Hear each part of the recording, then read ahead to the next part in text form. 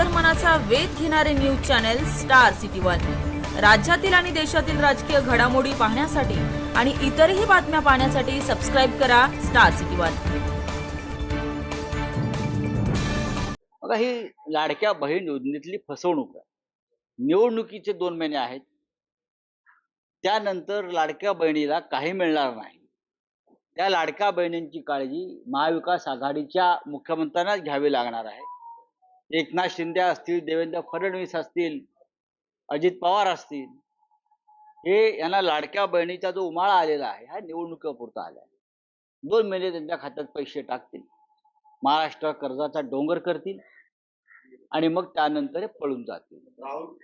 लाडक्या बहिणीला योजनेसाठी जो पैसा आहे तो सरकारी तिजोरीतला पैसा आहे, पण ह्या सगळ्या मुख्यमंत्री, उपमुख्यमंत्री आणि हे जे फुटलेल्या आमदार खासदारांच्या खात्यातला जो पैसा आहे, हजारो कोटी याच्यापेक्षा जास्त, तो जनतेचा लुटलेला पैसा आहे, ठेकेदारातून मिळालेला पैसा आहे। राहुल गांधी सांगितलं आहे की माझ्यावर ईडीची कारवाई करत होणार आहे। राहुल गांधी विरोधी पक्षनेते आहेत।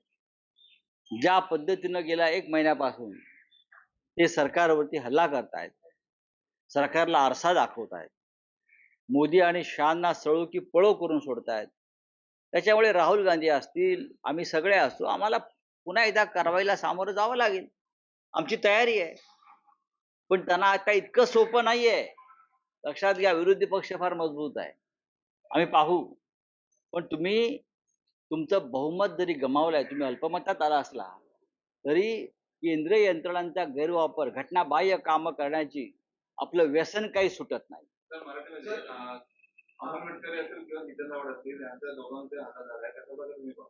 बघा, हे दोन्ही जे लोक आहेत हे आपापल्या पक्षाचं नेतृत्व करतात, दोन्ही विधिमंडळाचे महाराष्ट्राचे सदस्य आहेत, त्यांना आपापल्या पक्षाची एक भूमिका असू शकते, ती भूमिका ते मांडत असतील तर ती लोकशाहीला धरून आम्ही मांडतो। अनेकदा कोणाला आवडत नसेल, कोणाला आवडतं, पण म्हणून जर त्यांच्यावरती